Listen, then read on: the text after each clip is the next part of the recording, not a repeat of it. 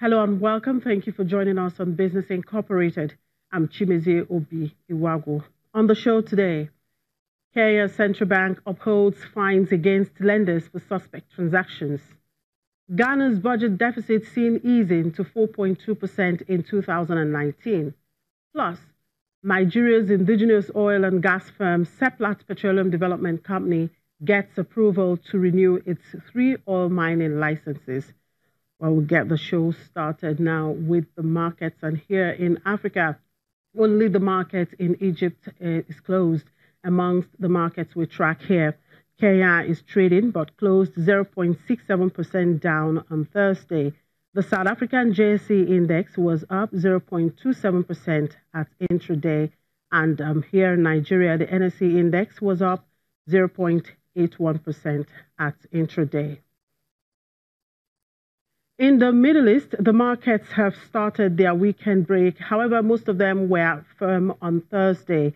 Qatar's index edged up 0.15% after dropping for 2 sessions.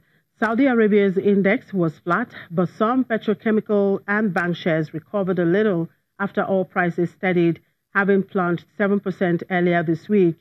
Abu Dhabi's index rose 0.68%, with First Abu Dhabi Bank adding 0.7%. In Dubai, the index was up 0.09% as Damac Properties rebounded 1.5%, with MMOs rising 1.6%.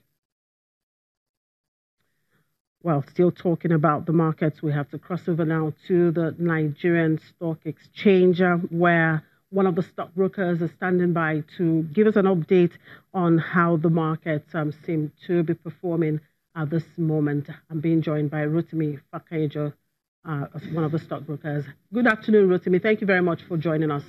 Well, it seems the market has bottomed out and investors are trying to take advantage. We saw a 0.81% gain as at midday.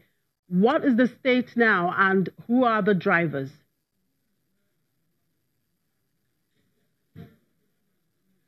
The major drivers are the banking sector stocks, specifically Guaranteed Trust Bank, that has gained about 2 naira 90 kobo today, and that's close to about 7.75%. And Zenith Bank also that has gained about 25%. This is quite substantial. It has actually reversed what we saw yesterday, whereby same Guaranteed Trust Bank and Zenith Bank came down significantly. We could have had more than the percentage change right now. As you said earlier, that it was 0.81%. Yes, that was what it was, until Dangote Cement lost 2 naira, which has brought down the OSHA index positive change for the day to 0.54%.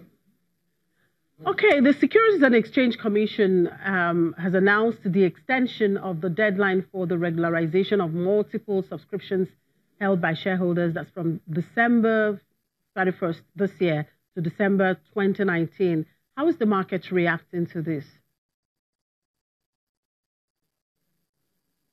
Well, it's a very positive reaction because it shows that the Securities and Exchange Commission is sensitive to the investors and also to the development of the market.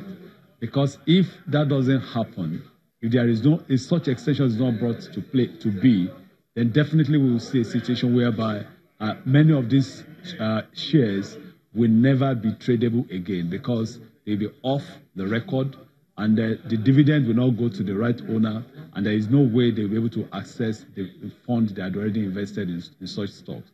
So it's a very good development, and the market is very, very happy about it. So it shows so much that the Securities and Exchange Commission is feeling the breadth of the market at every point in time. And this is this kind of thing that we need for them to do in every area of the market. And in your general overview, do you think at the end of trading today, we are going to probably see the bulls make a comeback? Well, I think what we may see at the end of the trading today is likely to be a situation better than 0.54% that we are seeing right now. We expect there may be a reversal in the price of Dangote Cement, and that definitely will take up close to 1% positive change for the All-Share Index at the end of closing. All right, thank you very much, for your time, Rotimi. Moving now to Europe, stocks there were higher on Friday morning as investors closely monitored the ongoing political turmoil in the UK. Investors are likely to watch out for the euro area's final reading of core inflation rate data for October. Well, let's talk to Daniel. Hello, Daniel. Good afternoon. Yeah, hi there, Jimmy. Good afternoon from Frankfurt, where we were still monitoring in very close detail what's happening over there in the United Kingdom. Right, and how are investors digesting that latest political turmoil in the UK? Even as ABN AMRO says London will still be at the heart of the European capital market. Well, I guess right now every option seems to be possible. I mean, and that's what's making investors clearly crazy right now. Because if there is something what investors hate absolutely, that's when there's uncertainty. Right now, nothing seems to be clear. We are now getting word that also Theresa May, the Prime Minister of the UK, could be facing a vote of no confidence next week. That could be already happening on Tuesday. After this news was breaking, you can see the blue chip index DAX here in the background. The shares went down again because we started during the trading day here early this morning in the green, but are now down. The curve is really going down with about 41 points here at the moment. Also, when you take a look over to the FTSE 100 in London, also there the shares are in the red at the moment. The sterling a little bit recovering though, and we're seeing the same situation that we saw already yesterday, that mostly shares of lenders such as the Royal Bank of Scotland are really suffering.